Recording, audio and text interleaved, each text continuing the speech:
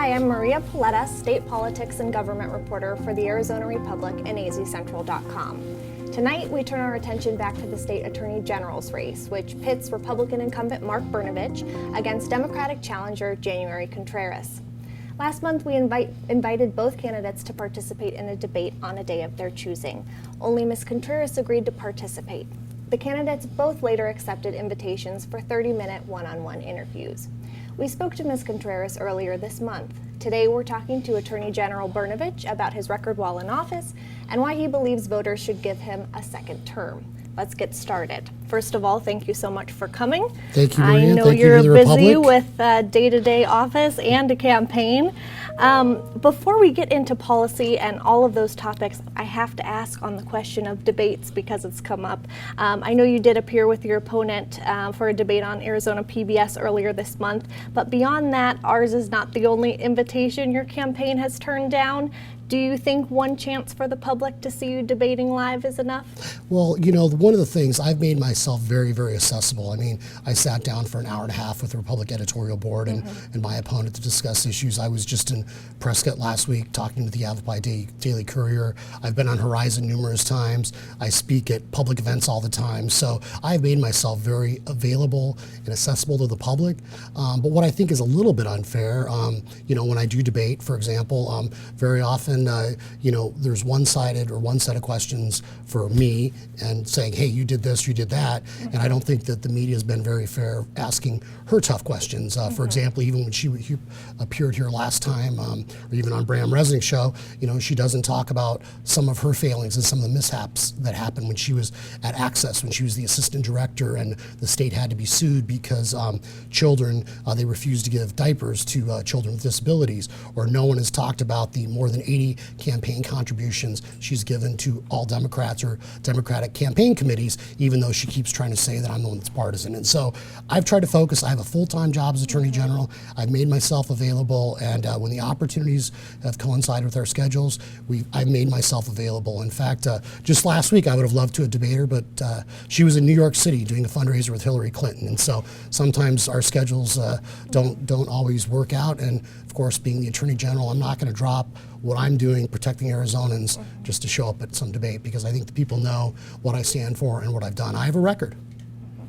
Well, I'll have to get her to respond to all of that. A second term, what do you see as the key accomplishments during this first term under your leadership? When I had run for Attorney General, I had never run for office before. I don't come from a political family. I've not been involved in politics. In fact, I'm a first-generation American, and one of the things that I was brought up to believe is not only is this a great country, but we have an obligation to give back. We have an obligation to protect those that can't protect themselves. And so that has led me in my career choices.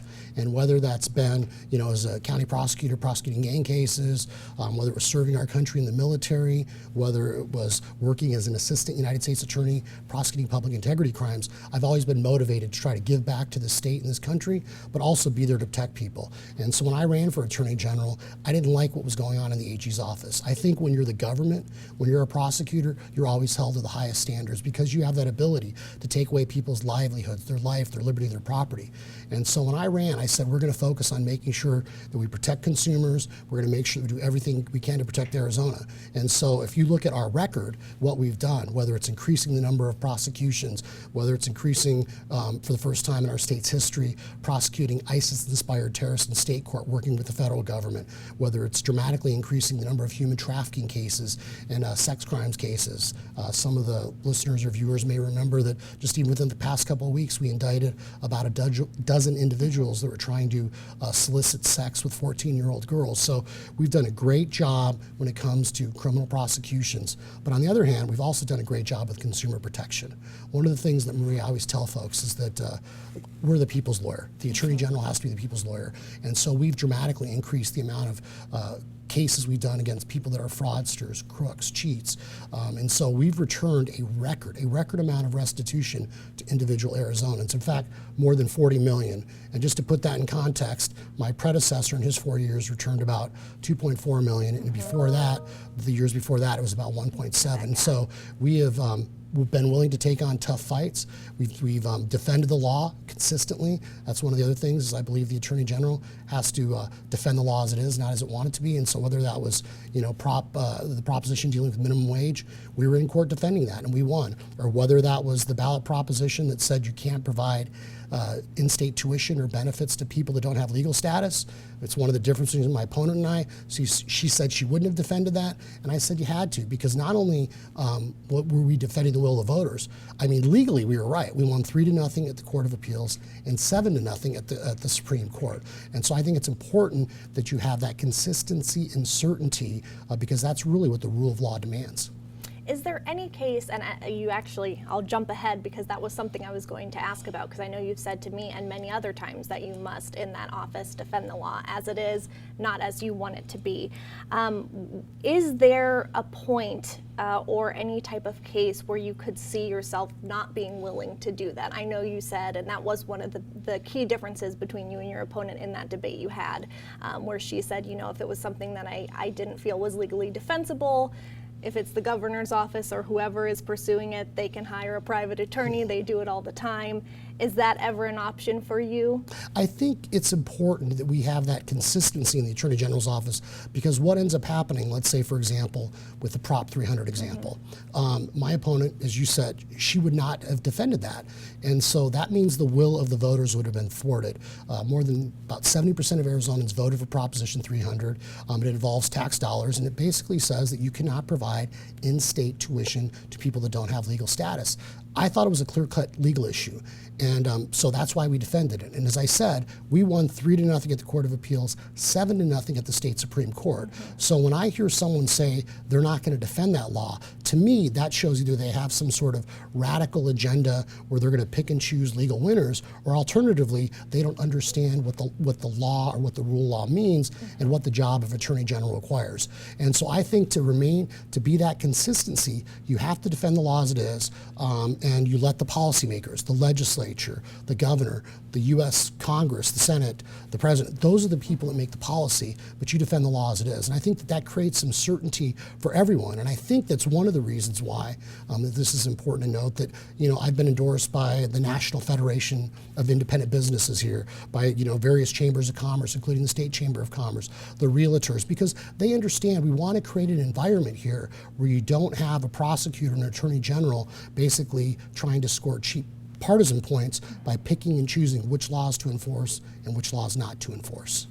You mentioned the difference between what your office does and what policymakers do. I know something that it seems like you've been proud of over your tenure is your relationship with those policymakers. For example, I believe with child welfare resources dedicated to that, you mentioned getting some funding for that. I know that's something that you've said some of your predecessors wanted to do and weren't able to. How did you get that done?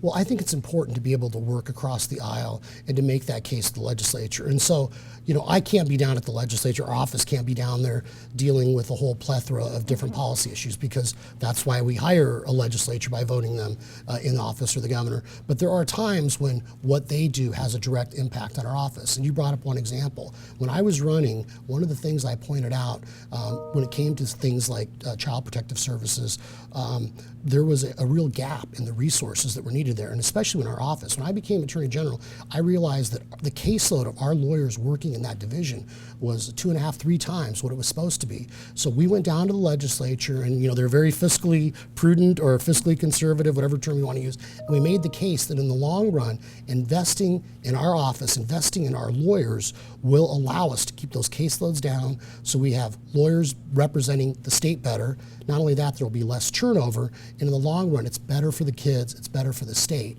But I think that what was important about that is that we have some credibility. I have some credibility down with folks in the legislature, because I've always played it straight. And so some of them may not have liked it, for example, when we defended the state's minimum wage law, but they understood, well, Brnovich is doing what he always does and, playing it straight when it comes to the law. And I think that's also one of the reasons why people like Art Hamilton, who used to be the Democratic leader in the legislature, has endorsed me and supported me, and is actually running an ad for me down in Tucson, because we need leadership, and that requires us sometimes, to work across the aisle.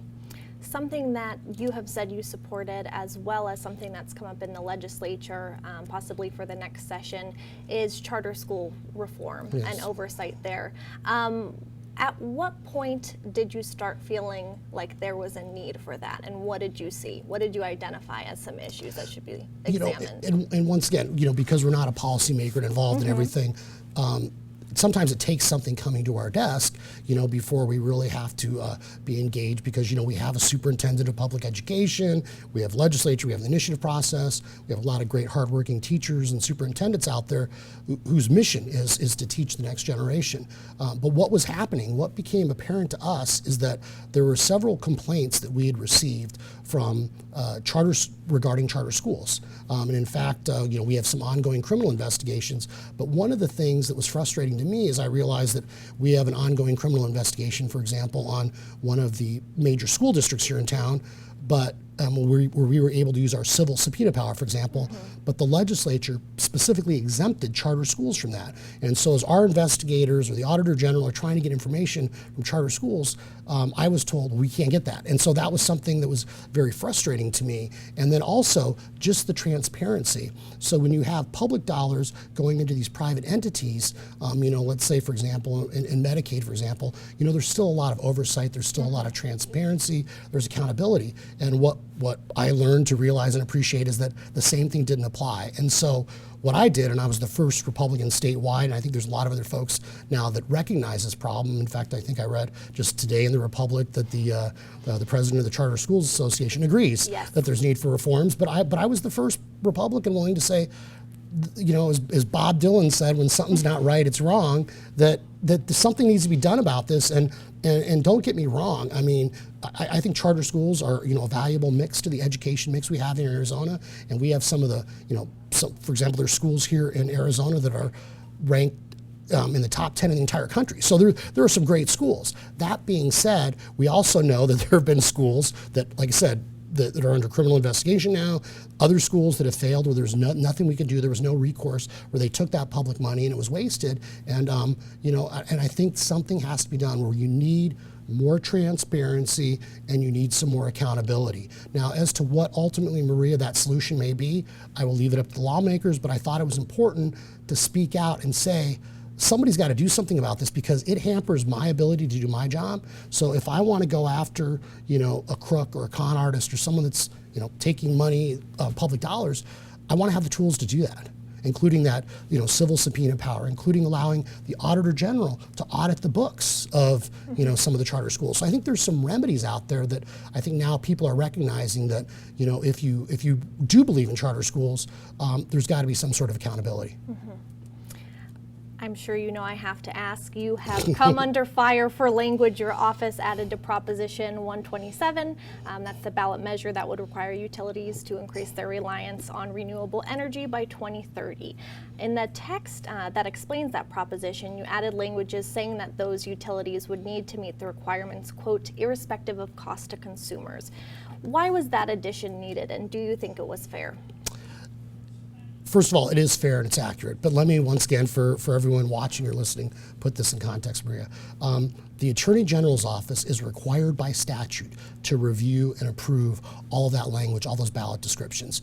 And so we always want to err on the side of giving voters as much information as possible, especially consumers. We want them to know what they're voting on. So for example, even going back to the state's minimum wage law, when we defended that, even though we won at the Supreme Court, there was additional lawsuits because some of the language was a little murky. And so if I've got to defend the laws, we want to make sure that they're as clear as possible. And if you look at the language that was originally sent over from the Secretary of State's office, they were talking about percentages and this cost and that cost.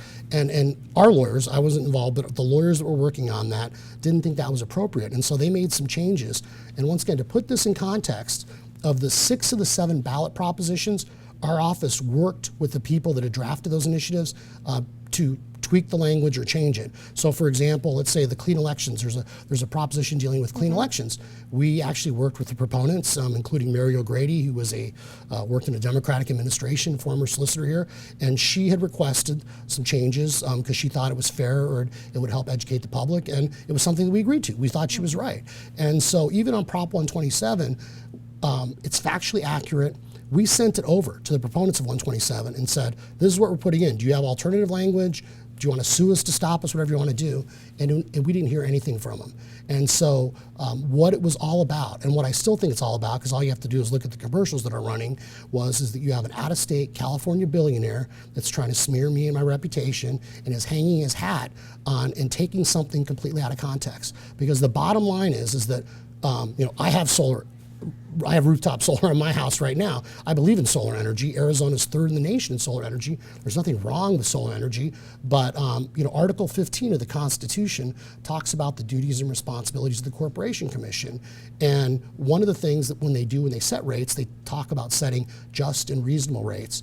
And when you add a provision to the Constitution that starts mandating that 50% of that energy has to come from different sources and non-nuclear sources, that will have an impact on the cost. I mean, it has to happen irrespective of the cost. And so, I know people can argue in the long run it goes down, it goes up, but the point is that it will change the way the Corporation Commission sets rates and what the priorities are of the Corporation Commission.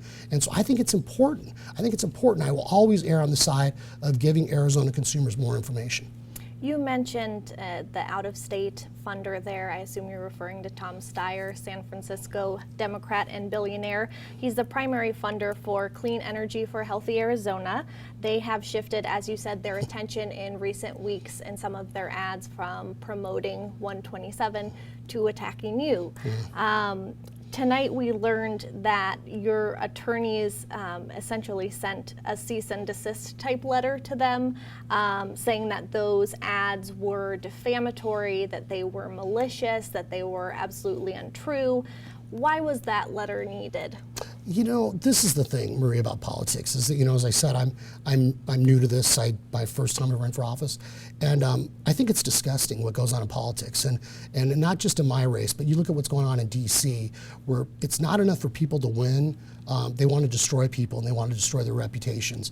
And I've worked hard. I've lived here my entire life, and so when people see my name with really inflammatory words, defamatory words, it affects not only me, it affects my entire family. And my wife and I both met when we were prosecutors. That affects her and her reputation. It affects my kids' reputation at school. It affects my mother and my sisters. And so at some point, I think enough is enough. And just because I'm a quote-unquote public figure doesn't mean you get to lie. I just think that's ridiculous. And so if someone wants to have a debate with me on the issues, let's have a debate. Let's have a debate on those issues. But I think there's something really wrong. I mean, I remember during the McCarthy hearings, there was one of the senators, stood up to McCarthy and said, "Have you no sense of decency?" And that's what I'm talking about, is that you just shouldn't be able to lie or say something that's not true. I can't prove a negative. It's logically, impossible. It's not true. What he's saying is not true, and the words he's using are very, very inflammatory. They know it. And so I feel at some point you got to push back. And I know as a public figure, it's tough. It's tough row. I mean, but I felt like something had to be done, because at some point, I think as Arizonans, we just got to stop this crap. It can't be right that you can say whatever the hell you want about someone and there's no consequences. And as I said, I really resent the fact that as someone that grew up here, like I said, I've had security clearances. I served in the military. I was a prosecutor. I mean, I've had an outstanding reputation. It's one of the reasons why when I ran the first time, I was able to win, because people knew who I was and what I stood for. And so to me, it's just disgusting that some out-of-state California billionaire can literally spend millions and millions of dollars to try to buy an AG's office. And I'm hoping that Arizona voters are smart enough to know that this can't be true. I mean, this isn't true. And so to me, the way I was brought up, the ends don't justify the means. And I think for Mr. Steyer, for him, he's so desperate that the ends do justify the means. I think that most Arizonans, I haven't taken an official position on 127 because we may have to defend it if it passes, but I think most Arizonans are going to vote no. At least that's what the polling says. And so now him and his, political consultants are trying to find someone to blame, and they're basically trying to buy an AG's office. And so I think it's about time someone fought back. And it said it's one thing in these ads where if they take a statement you said, it's bad enough. They take something you said and take it out of context. But to make something out of whole cloth, I mean, how do you defend yourself about that?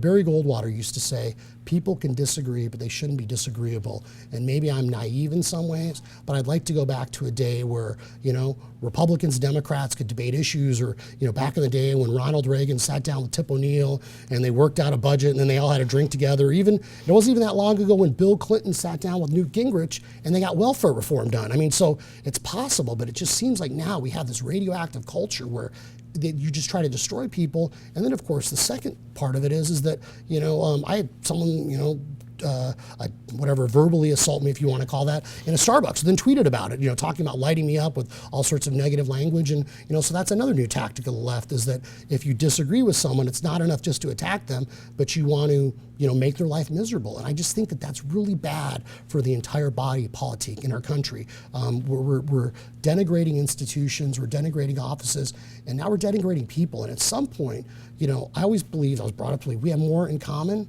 than we don't have in common. And I think it was Shakespeare that said that he who steals my purse takes nothing of value, but he who pilches my good name takes something that doesn't enrich him but really makes me poor. And I kept thinking about that this guy, I've never met him. He's, like I said, an out-of-state California billionaire, and I think it's wrong. I think it's wrong for him to defame me. You, and I know the negative tone and the negative climate is something that you've spoken about before, just generally. Do you feel that same level of discomfort when negative ads run against your opponent? I do want to clarify, not funded by your campaign, but funded by committees or proponents, supporters of yours. Are you okay with those? Yeah, I think, once again, everything is, we should have a debate about ideas, and people should debate records. And if someone wants to criticize me for something I actually said or did, I think that's one thing. But I think it's a whole nother thing when someone makes something up out of whole cloth and then does conjecture, innuendo, and then comes to a conclusion that has no facts based on it. I mean, I think that's entirely different. I think. Okay. All right. If you are reelected, what work do you have left to do? What would your priorities be? Well, after this campaign, probably throw a big party, but really drink a lot of beer. No, but I'm just kidding. If any kids are watching, especially under 21. No. Take a nap. No, yes, take a nap. Yes. No. In all seriousness, I mean, there's always more to be done. And one of the things that we've done a lot on consumer protection, but I think there's a lot more to do in that area. I recently signed a bipartisan letter with about 33 other AGs urging the FCC to change some rules dealing with robocalls. Now, we've taken action. We've successfully sued several people here companies in Arizona for violating do not call lists. And I think we need to be more aggressive on that and maybe have the federal government help us because of federal laws and regulations dealing with them having to connect calls, and maybe making it easier for private companies to not connect known spam numbers or robocall violators. And so working with the federal government, working with other states to try to really address that robocall issue, the scammers, people that are using the phones. In the old days, you had to have a ski mask and a gun to rob somebody. Now all you need is a pen and a computer. So really trying to work on those cyber crimes. And related to that, you may have recently seen, we've sent out some investigative letters to some internet companies. And I think that one of the things that we are seeing, this issue related to data privacy and data security, is really, really important.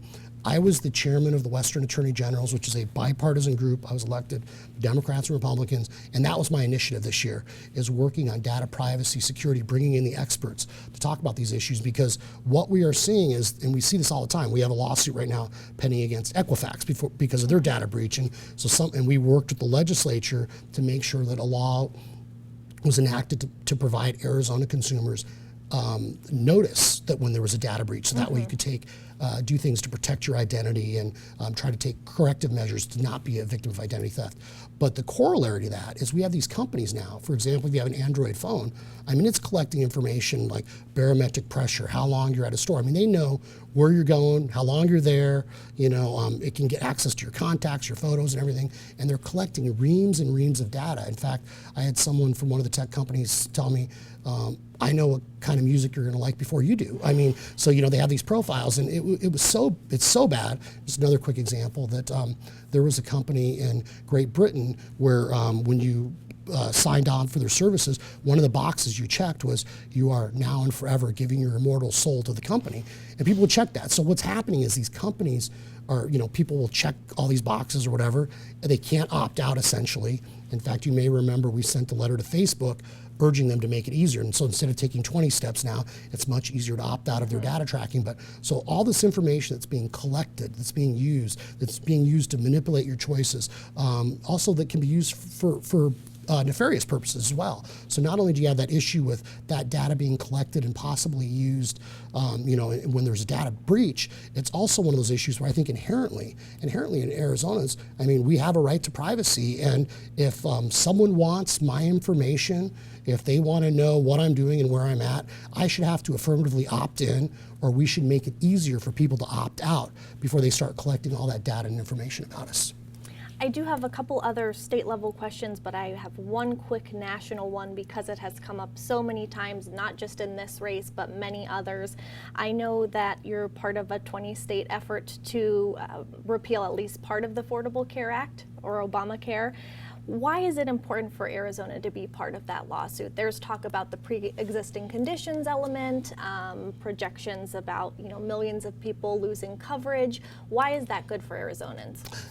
I am a big believer in federalism. When I ran, we talked about this. And so we have been involved in several lawsuits pushing back against federal overreach.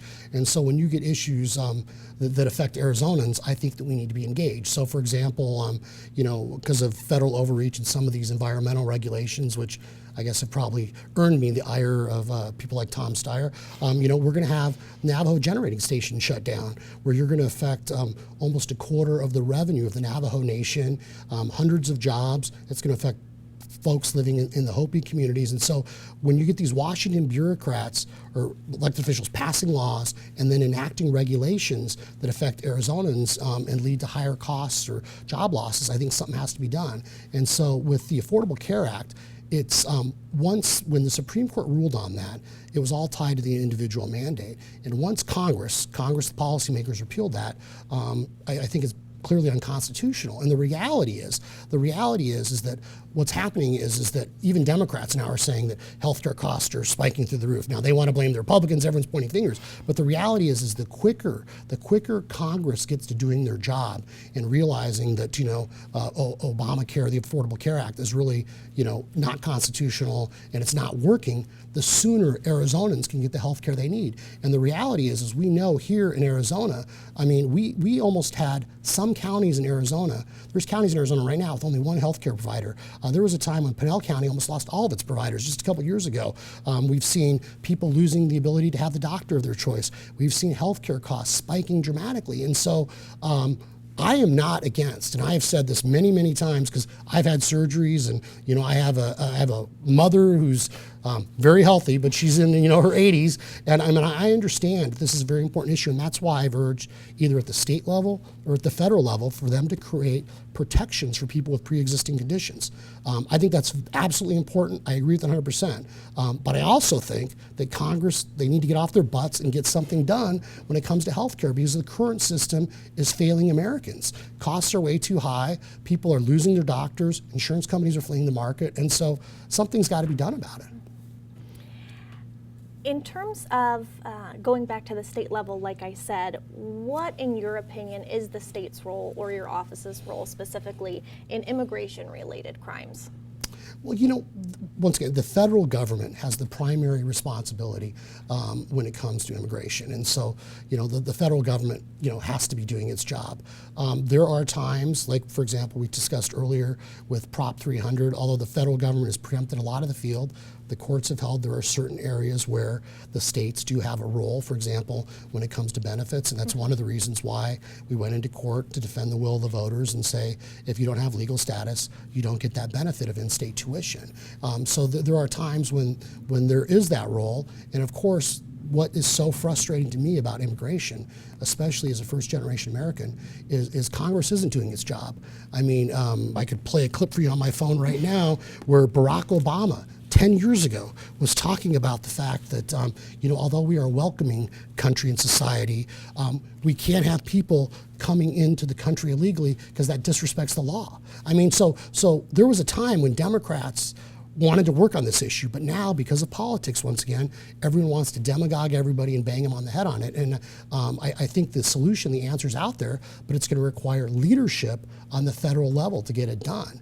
But that being said, there are instances where me as the Attorney General, I will defend the will of the voters. And for example, even on the driver's license case, we took that case to, up through the courts, and because we were defending the prerogative, the will of the governor, because I believe very strongly that that's the governor's decision to make, because driving is a privilege, not a right. This race, and as you mentioned, multiple races, dealing with very partisan times, political climate that can be very negative. Why should somebody who's a Democrat or somebody who's an independent, doesn't identify with the Republican Party, vote for you? If you look at our record, what we've done isn't Republican, isn't Democrat, isn't independent or libertarian. It's what the law requires.